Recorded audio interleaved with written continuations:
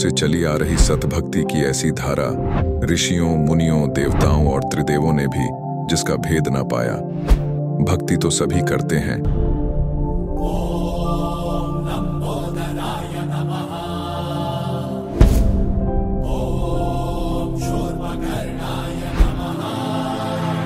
और हरदम यह सोच रहती है कि रहने के लिए आलीशान घर हो, घूमने के लिए बड़े बड़े पार्क हो, खाने पीने के लिए स्वादिष्ट भोजन हो, हम कभी बीमार ना हो, कभी दुखी ना हो और कभी भी ना मरे।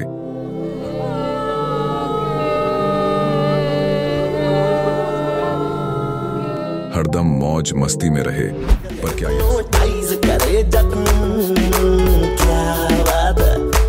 पर क्या यह संभव है?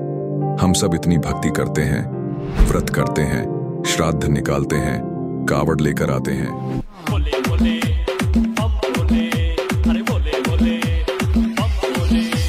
मंदिरों में जाकर मूर्ति पूजा करते हैं,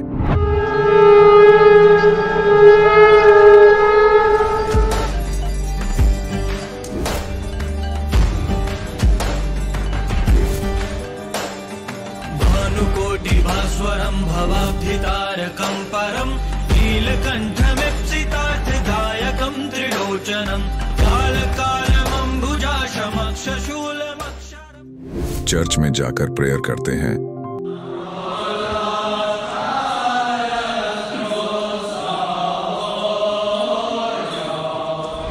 मस्जिद में जाकर नमाज अदा करते हैं,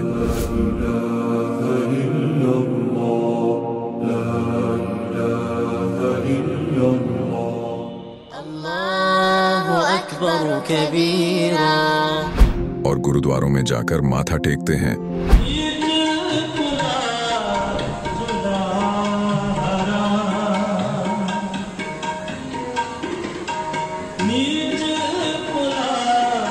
फिर भी दुखी क्यों है? लेकिन क्या आप जानते हैं वो कौन सी भक्ति है? वो भक्ति जिसने मीरा को जहर से बचा लिया, ध्रुव और प्रहलाद की रक्षा की, अंधे को आंखें और बहरे को कान दिए, कोढ़ी को काया दी, दुखियों को सुखी जीवन दिया, मरने वाले को जीवन दान दिया और लाइलाज बीमारियों को दूर किया। जब संत रामपाल जी महाराज जी से दीक्षा ले ली थी, उसके बाद जब उनका कुछ विद इन मंथ कैंसर में राहत मिली। जैसे हम लोग परमात्मा का आदेश आया, हम लोग हॉस्पिटल गए और ऑपरेशन कराया। भगत जी 1 रुपया का भी दवाई माता जी को खाना नहीं पड़ा, और जो डॉक्टर कैंसर है बताते थे, वही डॉक्टर के मुख से हमने ये सुना भगत जी कि ये चमत्कार कैसे हो गया। तो हॉस्पिटल में दिखाया तो कैंसर घोषित कर दिया डॉक्टर ने यहाँ।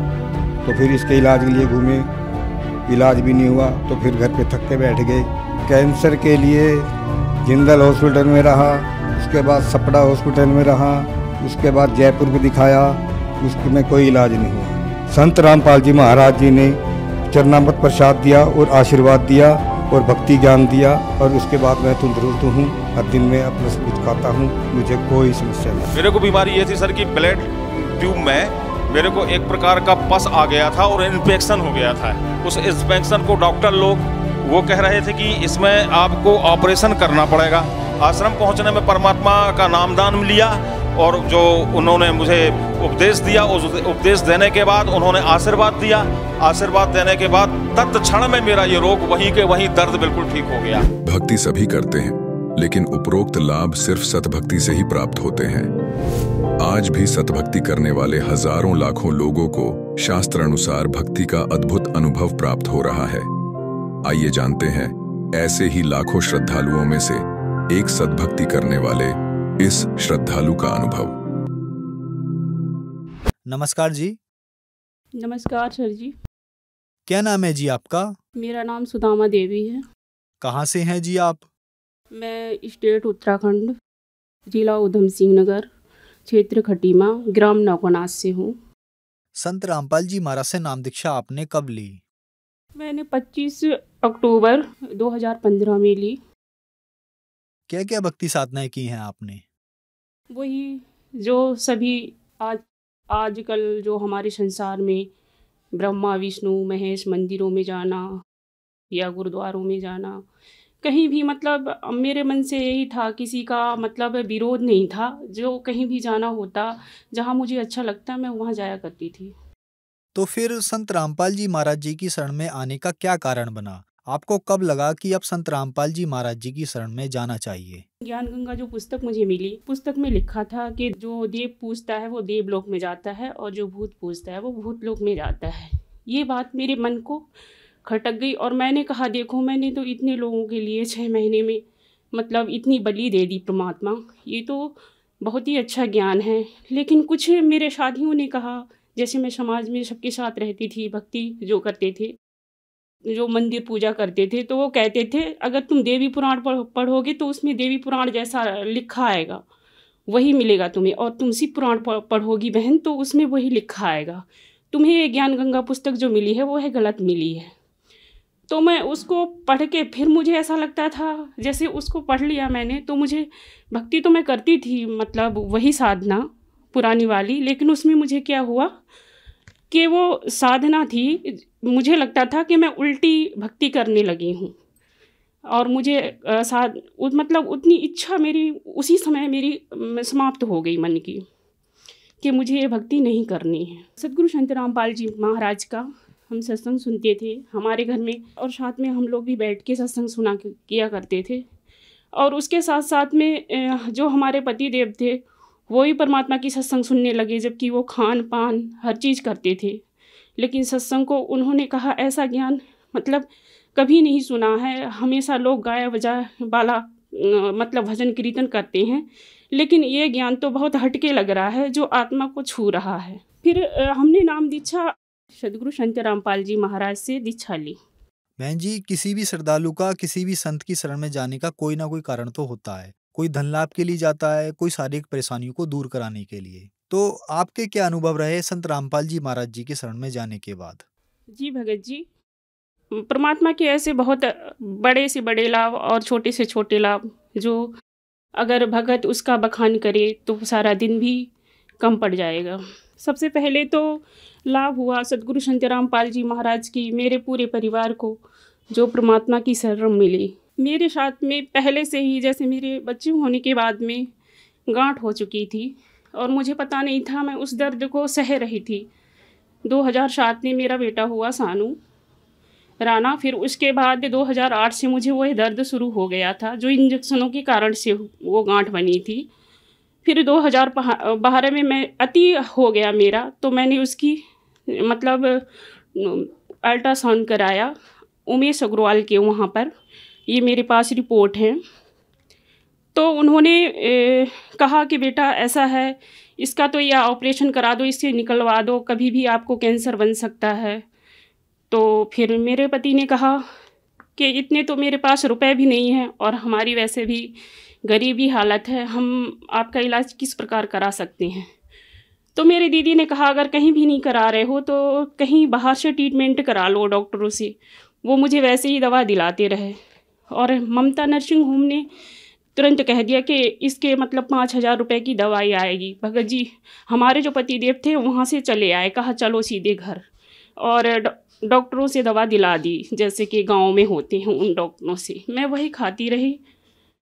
फिर अल्ट्रासाउंड कराने के बाद में उन्होंने हमें ऑपरेशन के लिए बोल दिया कि बेटा इसे निकलवाई दो। छेदानी में जो महिलाओं की प्रॉब्लम होती है, तो उसके लिए हमारे पास ना तो ऑपरेशन के लिए पैसे थे ना दवा खाने के लिए पैसे थे। फिर सदगुरु संत रामपाल जी महाराज की शरण ग्रहण की। तो फिर मैंने परमात्मा से ही एक अर्ज की, परमात्मा आप तो सारे दुख हरण कर लेते हो, फिर ये दुख तो आप जो है मेरे साथ वो तो कुछ भी नहीं है। मेरा कोई ऑपरेशन नहीं हुआ, वो बीमारी ऐसे ठीक हुई जैसे मैं अंदर बाहर जाती थी तो कई महिलाएं, जैसे महिलाओं के बीच में मेरा बैठना हुआ करता था, तो महिलाएं कहती थी कि ये बहुत प्रॉब्लम होती है, इसका तो ऑपरेशन ही होता है। तो मैं भी उनकी बात सुना करती थी और एक तरफ मैं मालिक से जुड़ चुकी थी।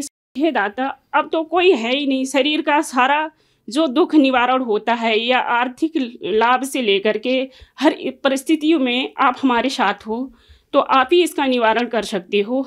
ठीक 1 महीने बाद मेरा 2017 में वो गुच्छा टूट के मेरे हाथ में आ गया। जब मैं बाहर मतलब लैट्रिन में गई तो वहाँ पर वो गुच्छा टूट के आया। फिर मैंने उसे देखा, मैंने कहा ये मेरे शरीर से कौन सी अजीब सी चीज़ निकली है।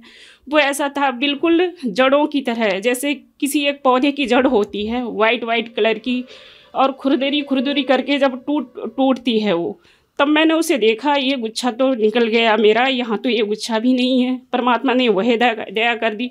फिर मैंने गुरुजी को जाके तुरंत दंडवत प्रणाम किया। मैंने कहा हे मालिक, सदगुरु संत रामपाल जी महाराज ने मेरे साथ तो ये भी दया कर दी। और हमारी आर्थिक स्थिति को लेकर के हमारा बहुत ही समस्या थी, तो उसमें परमात्मा ने भी दया की कि मतलब हमारे घर में जैसे मैं सब्जी चलाया करती थी, तो महिलाओं ने कहा हम सारे रुपए बांट लेते हैं। मैंने कहा ये भी बहुत अच्छा है, क्योंकि सदगुरु संत रामपाल जी महाराज बोलते हैं कि बेटा ब्याज तो तुम दे सकते हो लेकिन ले नहीं सकते। और सारा लेखा जोखा हर चीज़ मैं ही करती थी। मैं कहती थी हे परमात्मा, ये काम भी मुझे दीक्षा से पहले का है, और इन महिलाओं को अगर इनके रुपए सौंप दिए जाएं तो बहुत ही अच्छी बड़ी बात होगी। संत रामपाल जी महाराज से मैं यही कहती थी। फिर उन्होंने ये दया कर दी कि उस रुपए को हमने 2019 में उसका हमने बंटवारा कर दिया उन रुपयों का। तो रुपयों करने के लिए जैसे हमारे पास नहीं था रुपए, PF निकाल दिया हमारे भगत जी ने, और 10,000 रुपये मैंने भी ले रखे थे। फिर 2,000 रुपये उसने कम पड़ रहे थे, तो हमारा दान पात्र होता है, मैंने उससे भी खोल लिया। मैंने कहा परमात्मा, किसी से और से मांगने से अच्छा तो है मालिक, आप ही दया कर सकते हो। तो उसमें मालिक ने ऐसी दया करी कि उससे हमने रुपए तो ले लिए, लेकिन अपने घर खर्च के लिए हमने नहीं लिए। परमात्मा ने ऐसी दया की हमारे और हमारे भगत जी और मेरा बेटा सानू, मात्र हम उस घर में रहते हैं। तो मैंने कहा भगत जी, आपने कुछ रुपए क्या आपने अलमारी के अंदर रखे मेरे कपड़ों में? तो उन्होंने कहा नहीं, मेरे पास तो ऐसी कोई राशि नहीं थी, जो रुपए था वो तुम्हें मैंने समूह के लिए दे दिया था निपटारा करने के लिए। फिर मैंने सानू भगत जी से कहा ये पैसे कहाँ से आए भगत जी, कभी तुमने देखे थे?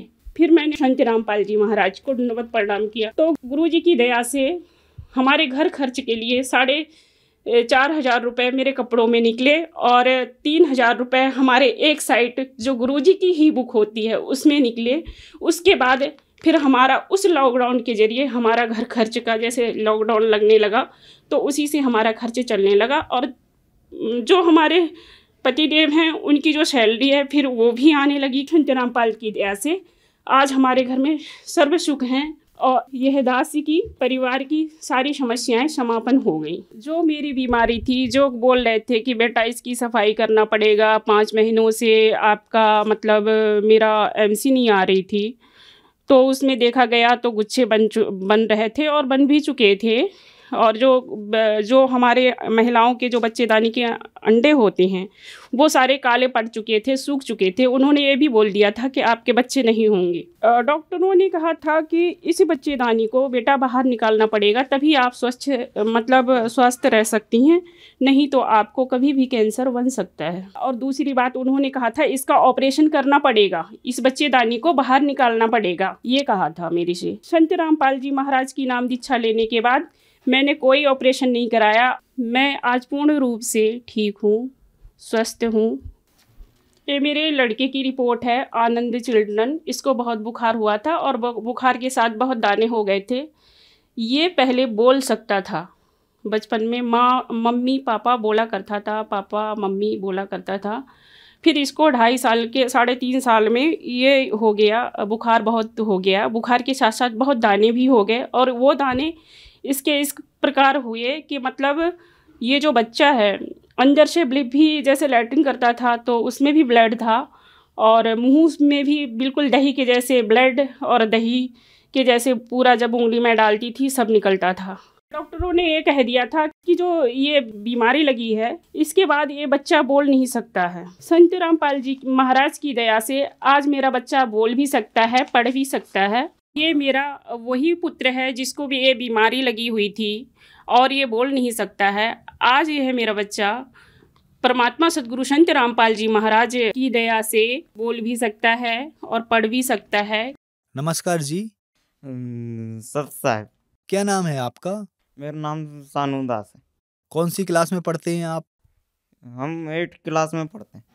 आपको संत रामपाल जी महाराज से नाम दीक्षा लेने के बाद बहुत सारे लाभ हुए। लाखों श्रद्धालु आज आपको टीवी पर देख रहे हैं और वो भी आप ही की तरह संत रामपाल जी महाराज से लाभ लेना चाहते हैं, मंत्र लेना चाहते हैं, तो कैसे ले सकते हैं? चैनल में सत्संग आता है सदगुरु संत रामपाल जी महाराज का। आप जब वो चैनल चलता है तो उसके नीचे एक पीली पट्टी दे रखी होती है, उसमें सारे मोबाइल नंबर्स वहीं के होते हैं जो हमारे गुरुजी के आश्रम के हैं। आप वहां फ़ोन करके नाम दीक्षा प्राप्त कर सकते हैं। धन्यवाद जी। सच्चाई। अब जगत गुरु तत्वदर्शी संत रामपाल जी महाराज जी के सत्संग के माध्यम से उस अद्वितीय आध्यात्मिक ज्ञान के बारे में जानते हैं जिसके माध्यम से आप भी प्राप्त कर सकते हैं ऐसे आध्यात्मिक, मानसिक और भौतिक सुख जो अभी तक आपने सिर्फ मीराबाई, ध्रुव, प्रहलाद जैसे कुछ ही भक्तों की जीवन कथा में सुने होंगे। अब सुनिए तत्वदर्शी संत के संग शास्त्र अनुकूल भक्ति सत्संग, ऐसा अद्वितीय आध्यात्मिक ज्ञान जिसका है सर्वधर्मों के पवित्र शास्त्रों में प्रमाण। अब आपको दिखाते हैं। हम फिर ये ऋग्वेद पर आगे यजुर्वेद रख दिया। अब हम यहाँ आगे ऋग्वेद मंडल नंबर 9 सूक्त 86 का ये मंत्र 26 है। हम फिर पढ़ने इसका। कहते हैं यज्ञ करने वाले यजमानों यानी साधना करने वाले साधकों, भक्ति करने वाले भक्तों के लिए परमात्मा सब रास्तों को सुगम करता हुआ उनके विघ्नों को, संकटों को मर्दन करता है और उनको पवित्र करता हुआ और अपने रूप को सरल करता हुआ वह कांतिमान यानी तेजोमय शरीर युक्त परमात्मा कबीर देव, यहां लिखना चाहिए हमने कबीर देव, बस हम उसको कबीर साहब बोल रहे हैं, ये कबीर देव लिख दें, ये व्याकरण के ज्ञाता कबीर देव लिख देते, हम उसको कबीर देव बोला। हाँ, कबीर देव माने परमेश्वर, कबीर साहब कह जाए, भाषा भिन्न है, बाकी उसी महिमा की, उसी परमात्मा की महिमा चारों वेद बता रहे हैं। कबीर साहब ने कहा था धर्मदास ये चारों वेद मेरी ही महिमा का गुणगान करते हैं। वेद मेरा भेद है, मैं ना मिलूं वेदन के माही, और जौन वेद से मैं मिलूं ये वेद जानते नहीं।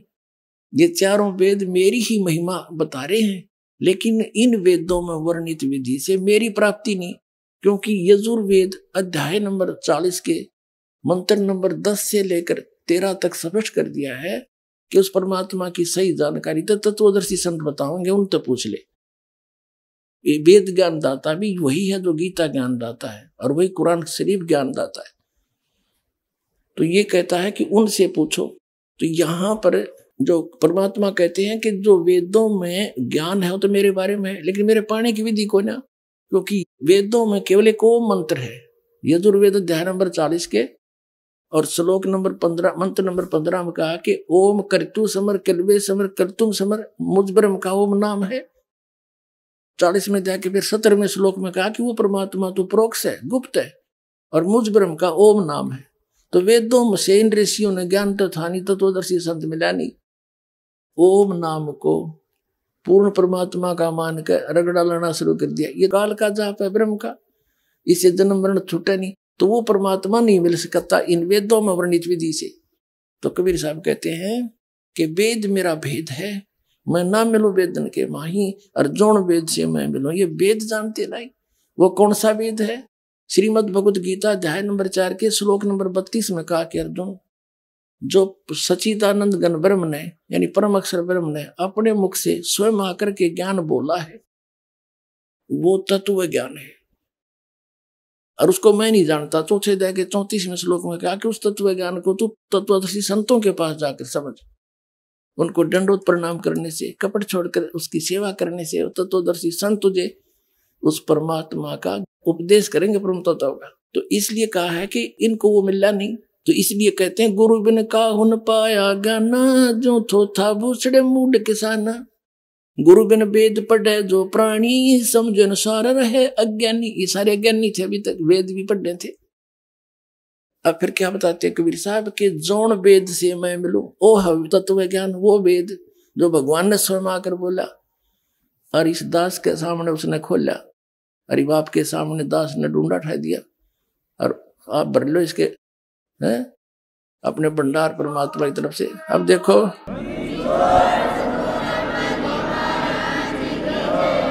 तो यहाँ कहते हैं, कबीर साहब कहते हैं वेद मेरा भेद है। तो ये प्रकट हो रहा है कि कबीर है वो परमात्मा जो अपने रूप को सरल करके हल्का तेज पुंज का बना के, जैसे आप जी ने कबीर सागर में देखा, धर्मदास जी ने जब नीचे से कबीर साहब आए हुए थे जिंदा महात्मा के रूप में, एक सिंपल मैन जैसा बॉडी, और जब ऊपर सतलोक में जाकर देखा वही परमात्मा सिंहासन पर बैठे हैं, सिर पे मुकुट है, ऊपर छतर है, और उसके एक रोमकूप में करोड़ सूर्य मिला दे, करोड़ चंद्रमा मिला दे, ऐसा उनके शरीर की शोभा, इससे भी ज्यादा रोशनी है। तब धर्मदास ने परमात्मा पर विश्वास हुआ कि वही है जो नीचे से ऊपर गया था। तब धर्मदास जी ने पूछा, हे परमात्मा वो शोभा यहाँ क्यों नहीं शोभा युक्त आए? तो परमात्मा ने कहा, जब मैं एज इट इज उसी तेज पुंज से यहाँ आ जाऊं तो इस निरंजन यहाँ के ब्रह्म भगवान का कलेजा हिल जा, और उस इतने नूर न तुम देख नहीं सकते चरम दृष्टि, वो तो ऊपर की दृष्टि उस आत्मा वाली न्यारी है, उनसे देखा जाता है। इसलिए मैं अपने उस शरीर को सरल करके आया हूं। यह अपने कबीर सागर में प्रमाण देख लिया, और ये वेद बता रहे हैं कि वो परमात्मा अपने रूप को सरल करके, यानी वहां तो घना नूर है उनका, और तब यहाँ आता है अच्छी आत्माओं को मिलता है। देखिएगा ऋग्वेद मंडल नंबर 9 सुख 86 का मंत्र 26 पढ़ रहे हैं हम। ये है वेद ज्ञान है। अपने रूप को सरल करता हुआ वह कांति में परमात्मा कबीर देव, यो कबीर साहब लिखना था ना कबीर देव को, जो कबीर परमेश्वर विद्युत के समान क्रीड़ा करता हुआ, यानी विद्युत जैसी स्पीड इतनी गति से आता है, और वर्णीय पुरुष को यानी श्रेष्ठ आत्मा को प्राप्त होता है। और देखो 27 में कमाल कर दिया। ऋग्वेद मंडल नंबर 9 सुख 86 का मंत्र 27 में क्या कहा है? वह प्रकाश पुंज परमात्मा को, जो परमात्मा झूलोक के और तीसरे पृष्ठ पर विराजमान है, वहां बैठा है वो भगवान, वहां रहता है और वहां से चलकर आता है गति करके। अब और दिखाते हैं ऋग्वेद मंडल नंबर 9 सूक्त 82 का, और ये मंत्र नंबर 1 देखें। इसमें लिखा है कि जो सर्वोत्पादक प्रभु, सबकी उत्पत्ति करने वाला परमात्मा, प्रकाश रूप, सद्गुणों की वर्षा करने वाला और पापों का हरण करने वाला, वह राजेव, राजेव माने राजा के समान, राजा के समान। देख ये 269 पे कदे नकली फिर न कह दे, पृष्ठ बदल गया होगा, और ये 270 पे राजा के नुन पढ़ दिया आपने, राजा के समान दर्शनीय है, देखण में राजा के समान है, सिंहासन पर बैठा है, और वह पृथ्वी आदि लोकांतरों के चारों ओर शब्दमान हो रहा है। वह वर्णीय पुरुष को, जो दृढ़ भक्त है, उसको पवित्र करता हुआ प्राप्त होता है। उसको मिलता है आत्माओं को, जिस प्रकार विद्युत यानी आकाशीय बिजली स्नेह वाले स्थानों को आधार बनाकर प्राप्त होता है। अब आगे बताऊंगा, पहले ये पढ़ ले। अब दूसरा मंत्र ऋग्वेद मंडल नंबर 9 सूक्त 82 का मंत्र 2।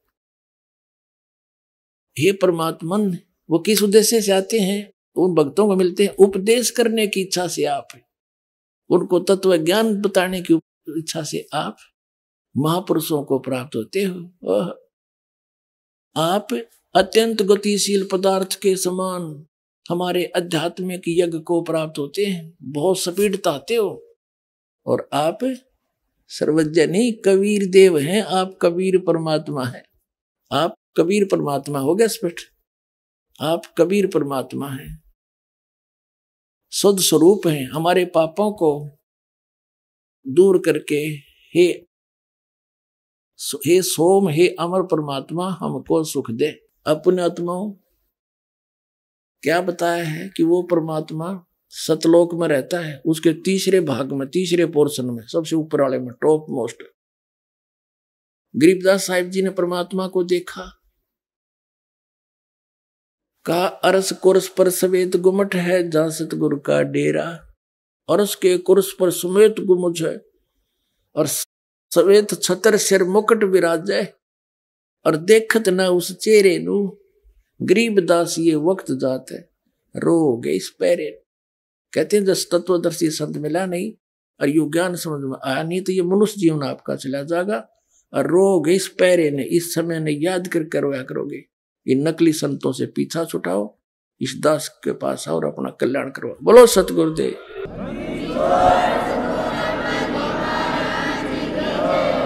पुण्यात्माओं, इन सभी सदग्रंथों ने और आंखों देखा महापुरुषों ने रल मिलकर सिद्ध कर दिया, कबीर इज गॉड, नर आकार है, सतलोक में रहता है, वहां से चल कर आता है।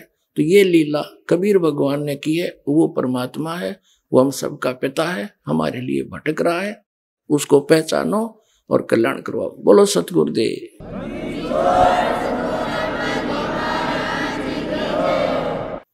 परम पिता परमात्मा पूर्ण ब्रह्म सारी सृष्टि के रचनार, ये कबीर साहिब जी हैं, कबीर परमात्मा है जो काशी के अंदर,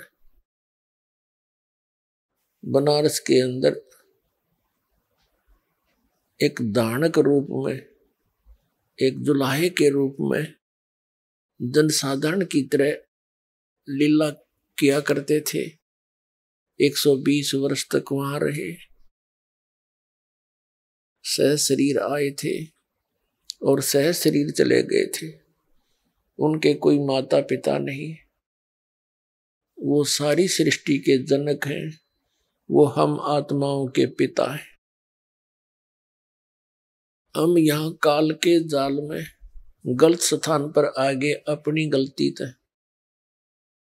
हम यहाँ महादुखी हैं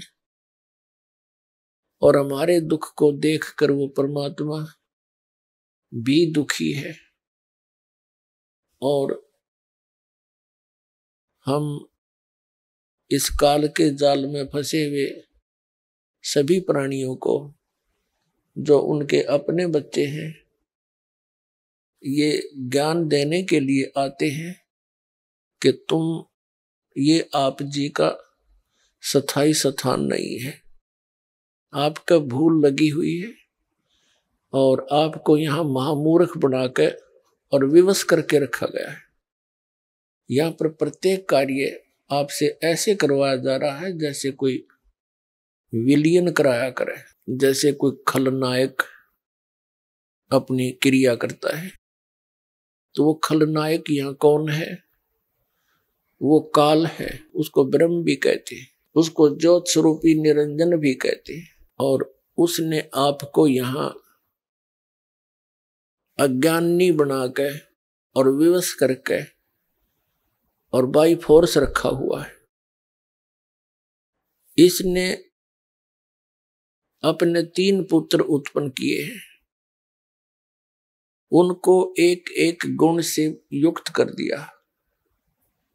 ब्रह्मा जी ये काल के पुत्र हैं, श्री विष्णु जी भी काल के पुत्र हैं और श्री शिव जी काल के पुत्र हैं, और दुर्गा श्री देवी ये श्री ब्रह्मा श्री विष्णु श्री शिव जी की माता है, और ये काल इनका पिता है। इस काल ने, इस ब्रह्म ने, सरपुरुष ने, इसके ये पर्यायवाची नाम है ज्योत स्वरूपी निरंजन। इसने प्रतिज्ञा कर रखी है कि मैं कभी भी किसी के समक्ष अपने वास्तविक रूप में दर्शन नहीं दूंगा, मैं अपनी योग माया से छुपा रहूंगा। श्रीमद् भगवत गीता अध्याय नंबर 7 के श्लोक नंबर 24 और 25 में ये गीता ज्ञानदाता काल है जो श्री कृष्ण जी के अंदर प्रवेश करके ये वेदों वाला ज्ञान और कुछ अपना मत दोनों मिक्स करके इसने श्रीमद् भगवत गीता का ज्ञान अर्जुन को सुनाया। बाद में इसी को श्री वेद व्यास जी ने लिपिबद्ध किया। उसमें इसने कहा है कि ये मूर्ख जन समुदाय मुझ अव्यक्त को माम अव्यक्तम व्यक्तिम आपनम मनन्ते अबुझा, ये मुझ अव्यक्त को ये व्यक्ति रूप में आया हुआ श्री कृष्ण मान रहे हैं, मैं कृष्ण नहीं हूं, क्योंकि मैं अपनी योग माया से छुपा रहता हूं, मैं कभी किसी के समक्ष नहीं आता। ये मेरा अटल अनुत्तम विधान है, घटिया। और जिस कारण से ये श्री ब्रह्मा जी, श्री विष्णु जी, श्री शिव जी को भी अपने पिता का ज्ञान नहीं, कौन है हमारा पिता, और इस काल के भी पिता ने, सबके जनक ने, कबीर परमात्मा ने, परम पूज्य कबीर परमेश्वर जी ने, उस दानक ने, उस दुलाए ने, जो हम सब का उत्पत्ति करता है, उसने इस काल की भी उत्पत्ति उसी ने की। उन्होंने आके बताया। श्रीमद् भगवत गीता अध्याय नंबर 2 के श्लोक नंबर 12 में, अध्याय नंबर 4 के श्लोक 5 और 9 में, गीता अध्याय नंबर 10 के श्लोक नंबर 2 में गीता ज्ञानदाता अपनी स्थिति बताता है कि अर्जुन तेरे और मेरे बहुत जन्म हो चुके हैं, तू नहीं जानता, मैं जानता हूं।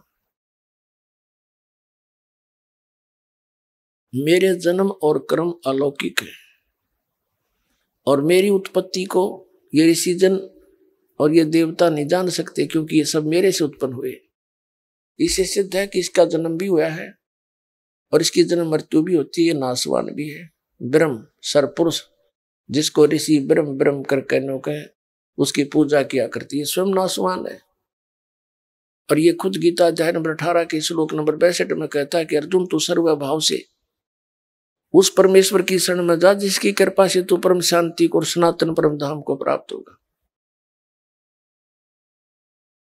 अर्जुन ने 8वें अध्याय के प्रथम मंत्र में पूछा कि आप जिन जो 7वें अध्याय के 29वें श्लोक में जिस तत्परम के विषय में कहा कि उसको जानकर प्राणी फिर उस तत्परम को जानकर कोई भी साधक फिर यहाँ की किसी वस्तु की डिमांड नहीं करता, वो केवल जरा और मरण से छूटने का ही प्रयत्न करता है। जरा माने बुढ़ापा और मरण माने मृत्यु। तो 8वें अध्याय के प्रथम श्लोक में पूछा वो किम तत्परम, 8वें अध्याय के 3रे श्लोक में कहा वो परम अक्षर ब्रह्म है। वो परम अक्षर ब्रह्म है जो गीता ज्ञानदाता से अन्य है। तो कहने का भाव ये है कि ये इसने प्रतिज्ञा कर रखी है कि मैं कभी किसी के समक्ष नहीं आऊंगा। और उस परम पिता ने आके बताया कि यू काल है और यू वहां रहता है 21वें ब्रह्मांड में। इसका ओछा माथा, लंबे दांत और विकराल शरीर, जब ये चाहे मोर की तरह आधार, जैसे मोर अपने पंख फैला लेता है, चारों तरफ घुमा लेता है, ऐसे ये 1000 भुजा तक का भगवान है, शक्तिशाली है, इतनी शक्ति है इसके अंदर। और जब चाहे वो 1000 भुजा दिखा देना, चाहे तो 2 भुजा में भी रह जाए, ये 4 भी प्रकट कर ले। और ये कभी भी अपनी वास्तविक रूप में नहीं आता।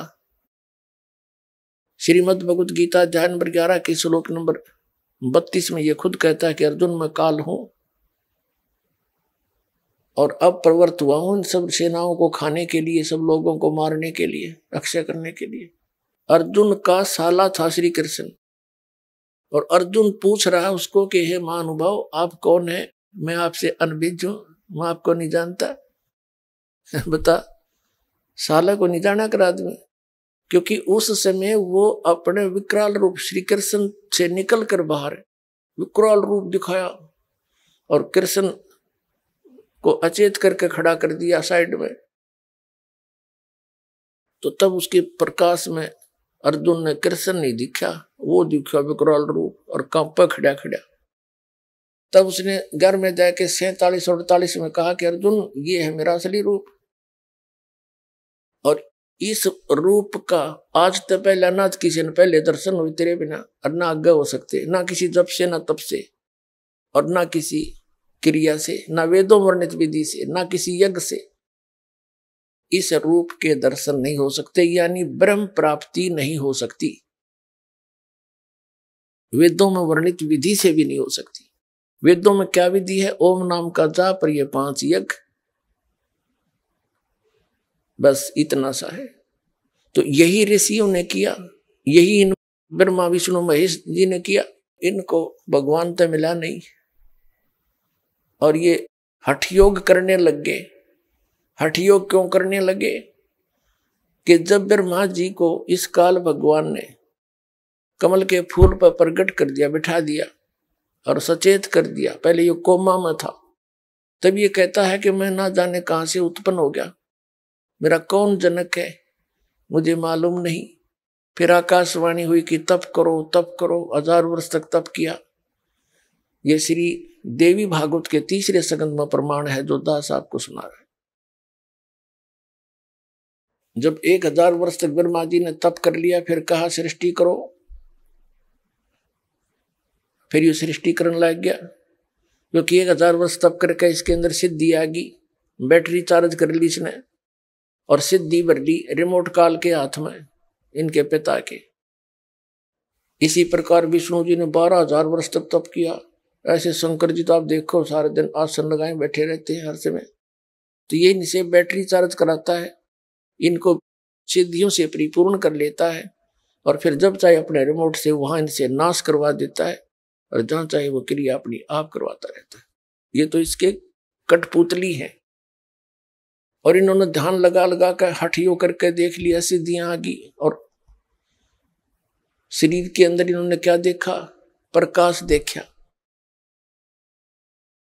तो प्रकाश भगवान है कोई? कैसा मूर्ख बना रखा था आज तक हमारे को। ये राधा स्वामी पंथ, जय गुरुदेव पंथ, ये सच्चा सौदा सिरसा और जगमाल वाली पंथ, निरंकारी पंथ, ये तो सहज ये क्या बताते हैं?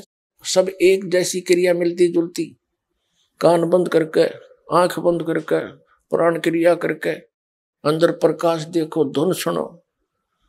ये पिंड और एक ब्रह्मांड का जो कुछ भी क्रिया है पिंड यानी शरीर में आप देख सकते हो, सुन सकते हो। जो कुछ भी शरीर में सुनते हो और देखते हो ये काल व्यवस्था है।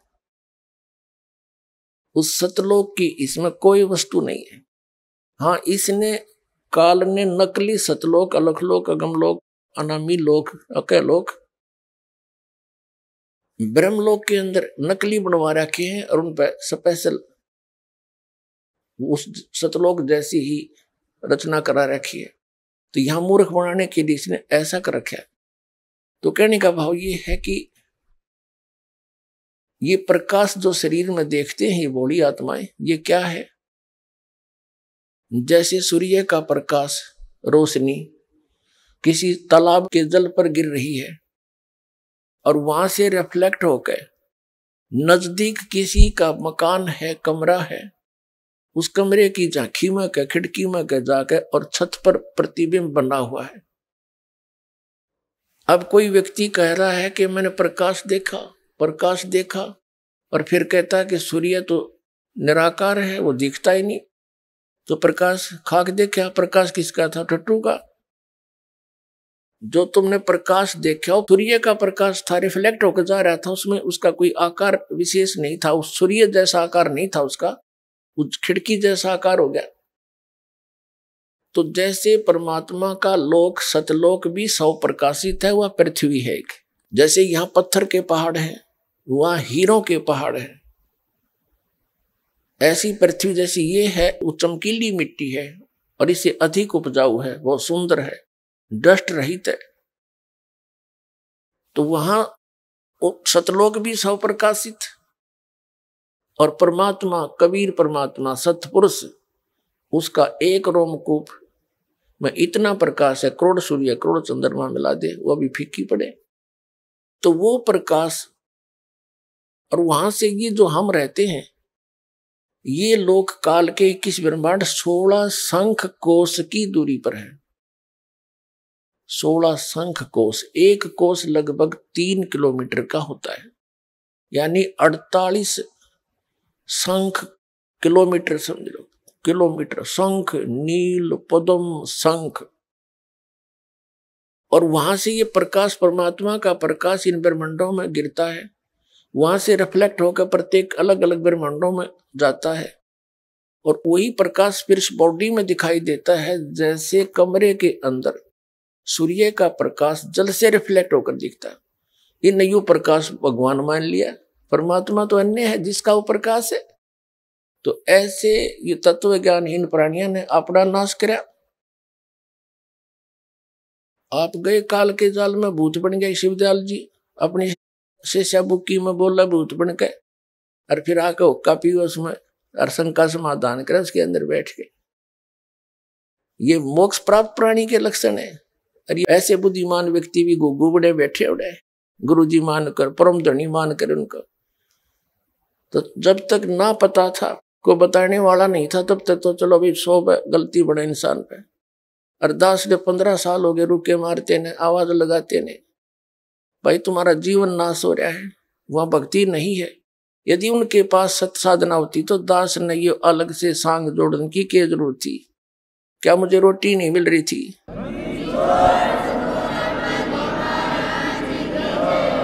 परमात्मा ने 2 समय की रोटी दे रखी थी। जूनियर इंजीनियर की पोस्ट थी, सिविल इंजीनियर की, टाइम पर बढ़िया रोटी मिल रही थी, भगवान का नाम मिल गया था, दिन रात चिंतन करता था। परमात्मा ने दया बख्शी, गुरुदेव ने आदेश दे दिया, बेटा अब तो दीक्षा दिया कर। उसके बाद फिर जीवन बदल गया।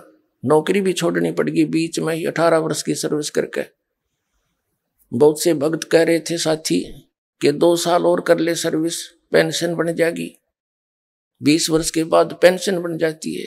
अब नहीं, 2 साल तो बहुत ज्यादा है, 2 मिनट भी ना डटा जाता। अब तो सच्चे भगवान की नौकरी करेंगे, या नौकरी तो करते हैं, संग जन्म हो गए। तो पुण्यात्मा दास का अगर उनके पास वस्तु होती तो मैं नहीं करता इस काम ने, कति भूल का भी ना करूं मैं। अपने सिर पर दोष धरना, मिसगाइड करना है। एक व्यक्ति जा रहा कहीं पर, और जिस व्यक्ति को ज्ञान नहीं, और वो उसको मार्गदर्शन कर देता है, और वो विपरीत दिशा में भेज दिया, और 300 किलोमीटर जाकर उसको पता लगा, तो रोएगा उस दुष्ट ने कि युकी करे उसने, ना पता होता तो मना कर देता, मुझे नहीं मालूम भाई, इससे अच्छा किसी और से पता करके अपना 10 मिनट पीछे चल पड़ता। तो ये नकली संत हैं टोटली पूरे विश्व के अंदर, समझ लेना। इस दास के अतिरिक्त चाहे इसने अभिमान समझो और चाहे सच्चा ज्ञान समझ लियो, थोड़े दिन में क्लियर भी हो जाएगी।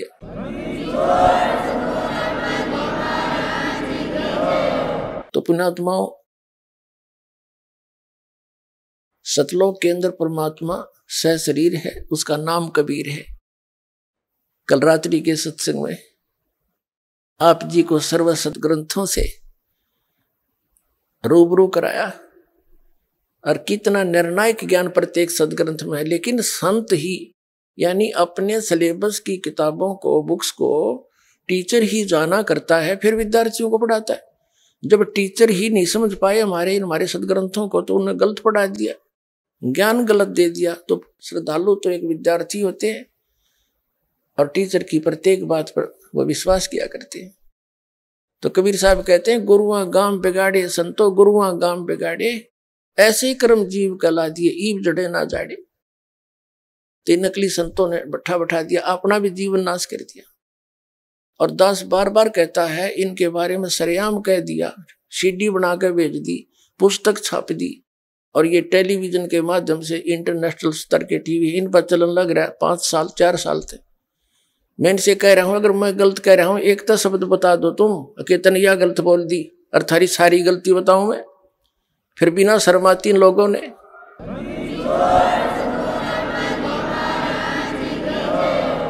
और ये फायदा उठाए बैठे हैं श्रद्धालुओं की श्रद्धा का।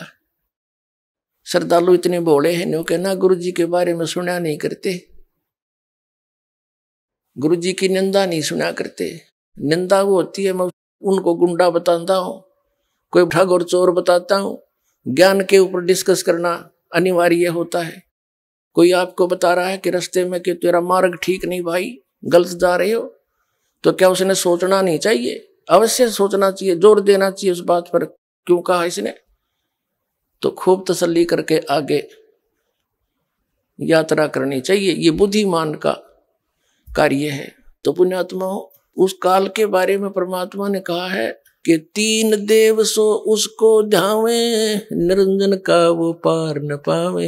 ये तीनों देवता ब्रह्मा विष्णु महेश भी इस निरंजन का ही ध्यान लगा रहे हैं, समाधि लगा लगा के, और निरंजन का वो पार नहीं पावे।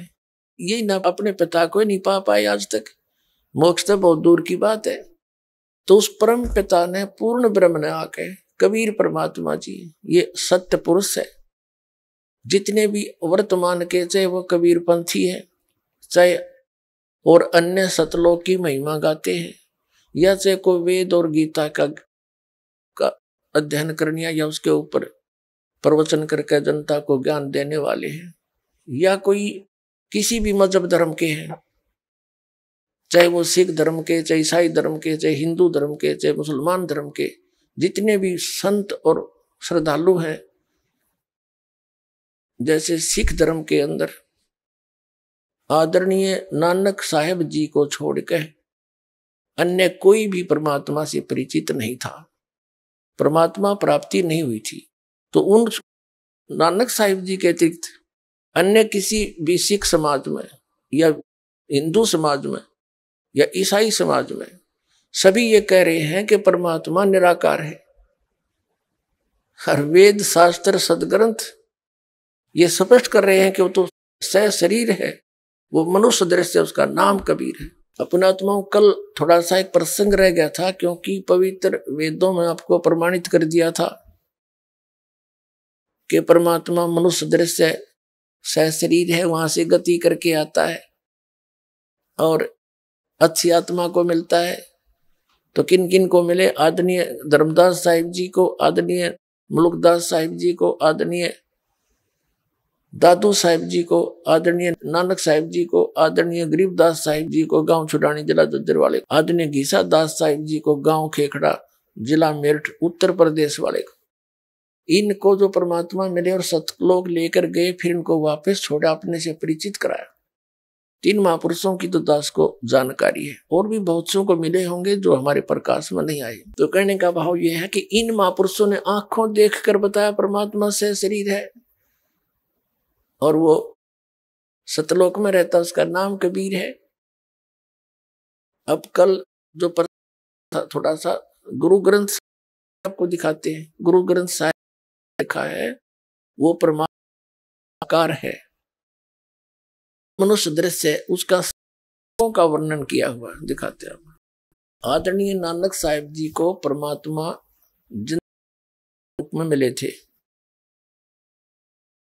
कबीर जी नदी पे वो स्नान करते थे, वहां उनकी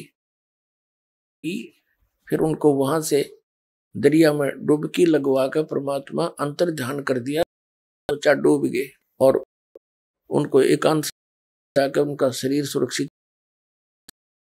और उस आत्मा को ऊपर के सब ब्रह्मांडों की जानकारी रूबरू कराया वहां के सब लोगों से। सतलोक में परमात्मा को जी को ब्रह्मांड के वही जिंदा महात्मा जो सारी सृष्टि का करता, और फिर परमात्मा कबीर जी ने कहा था कि मैं काशी बनारस में रहता हूं, कबीर मेरा नाम है, जुलाहा मेरा काम है, और सतनाम दूंगा, वहां आ जा। तब नानक तीसरे दिन वापस छोड़ दिया परमात्मा कबीर पुरुष ने, अमर पुरुष सारा दिखाकर। साहिब जी नौकरी करते थे मोदीपुर के अंदर, वह नौकरी त्याग दी परमात्मा प्राप्ति के लिए। पहली उदासी बनारस की करीब,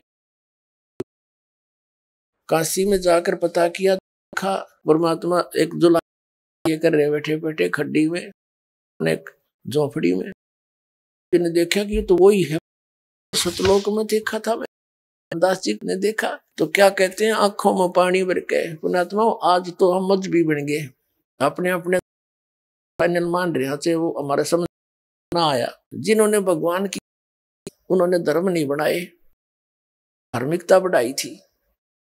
इसी धर्म में देख ले, धार्मिकता का और धर्म में दृढ़, हिंदू मांस खावे वो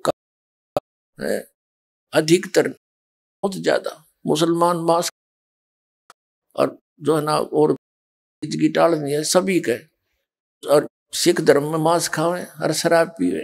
क्या उन महापुरुषों ने यही शिक्षा दे रखी है? गुरु ग्रंथ साहिब में है बिजली गिरी। उन्हें उस महापुरुषों के दिए गाइडलाइन को समझना चाहिए। हम एक पिता की संतान है, हमारी जाति है, मानव धर्म हमारा, सिख ईसाई को धर्म नहीं है न्यारा। तो इस प्रकार हमने सोचना पड़ेगा। तो जिन्हें देखा वहां, जिनको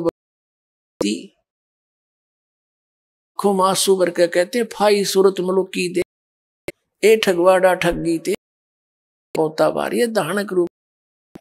अब आपको सुनाते पूरा का पूरा। एक स्वान, एक मन रूपी कुत्ता और इच्छा और तृष्णा आशा रूपी ये कुतिया, एक स्वान दुई नाल बलके भोकाई सदा। ये है 24 है गुरु ग्रंथ साहिब का। गुरु ग्रंथ साहिब के 24 पृष्ठ पर ये शब्द अंक दास ने एक पुस्तक से लिखा। एक स्वान दुई स्वानी नाल सदा बियाल, कूड़ छुरा मुठा मुर्दार, ये धा करता है। की पिंद न करने की कार, वो बिगड़ रूप रहा विकराल, तेरा एक नाम तारे संसार, मैं एहो आस एहो तेरा, और वो सारे संसार ने पार कर। तेरा एक नाम तारे मैं एही आस हार, मुख निंदा आखा दिन पर घर जो ही, काम क्रोध तनु ये धानक रूप रहा। फाई सूरत मुलुक की, ओए होए कहते इसकी मोह और मुलुक की वेश, जिस उसा वेश लेता ये। मुलुक की वेश ए ठगवाड़ा, ये खरा सियाण और ये धानक रूप रहा करतार। नानक साहिब जी वहां कह रहे ये धानक रूप रहा करतार। देखो लोगो धानक रूप रहा करतार, यो बैठा भगवान धानक। साहब कहते हैं जो देखेगा धाम को वो सतलोक मेरे ने सो जानत है मुझ, कह रामानंद तुझे को त्रिगुज। अब बताया है कि जब रामानंद जी से की गोष्ठी हुई थी, भी रामानंद जी को भी ऐसे ले गए स्वामी रामानंद जी का, और वहां से वापस छोड़ा था। तो अब जो प्रसंग चल रहा है वो दिखाते हैं रूप रहा करता है। 721 गुरु ग्रंथ साहिब से हमने अर्ज गुप्तम पेश तो करतार, हक्का कबीर करीम परवरदिगार, हक्का कबीर। अभी आपने सुने जगत गुरु तत्वदर्शी संत रामपाल जी मंगलमय सत्संग प्रवचन। अब सुनते हैं उनके अनुभव, जिन्होंने संत रामपाल के प्रमाणित ज्ञान से प्रभावित होकर शिक्षा लेकर अनेक प्राप्त किए।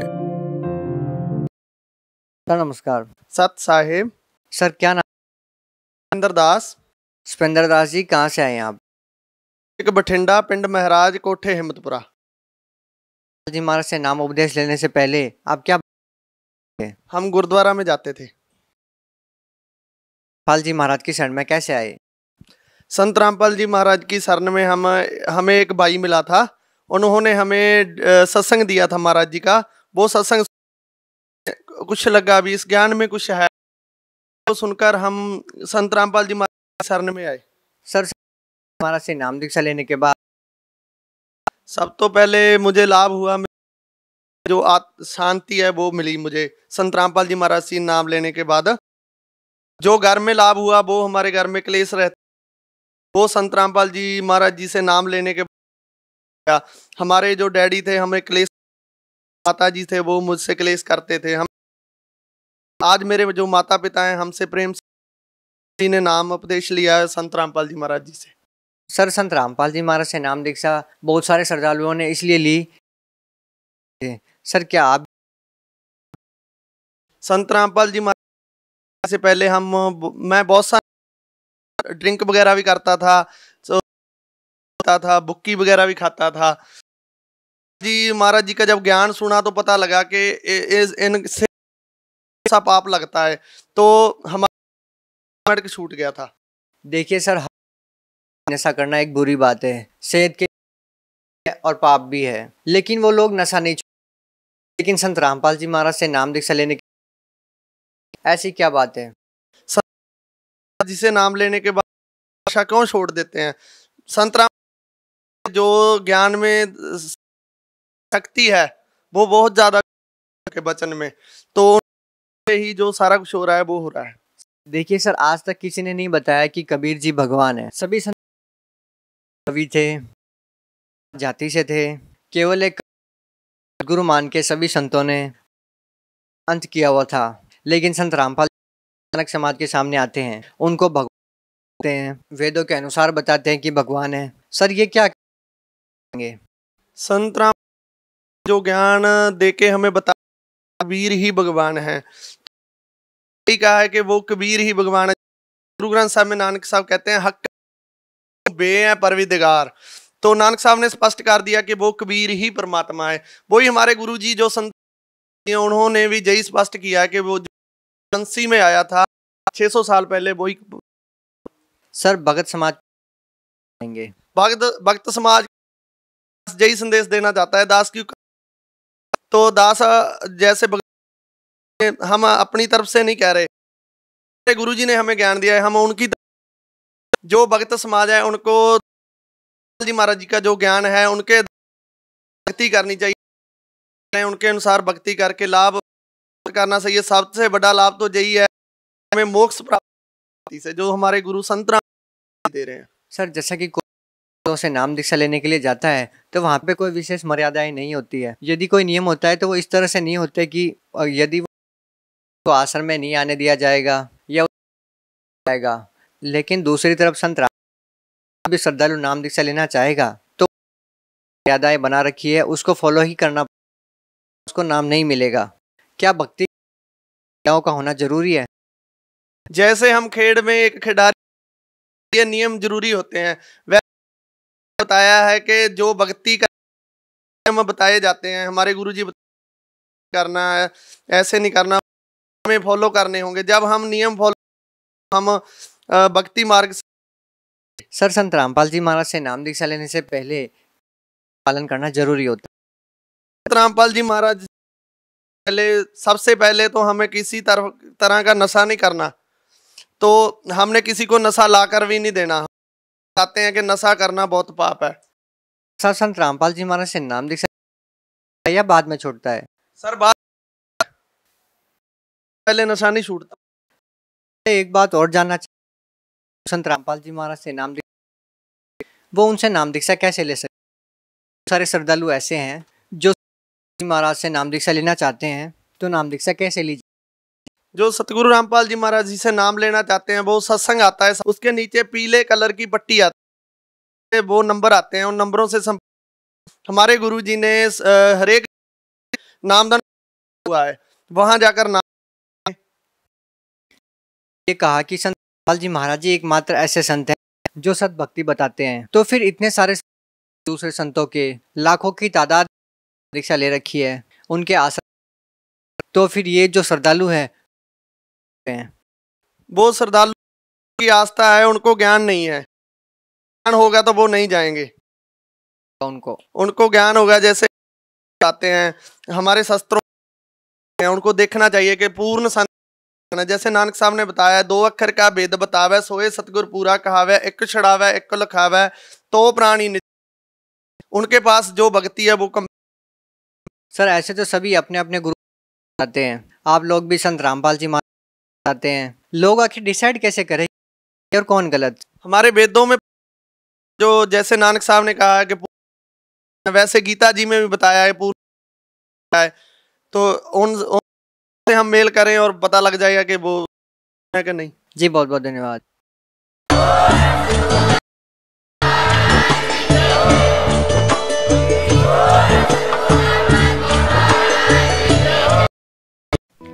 आप सुन रहे तत्वदर्शी संत रामपाल जी महाराज वचन।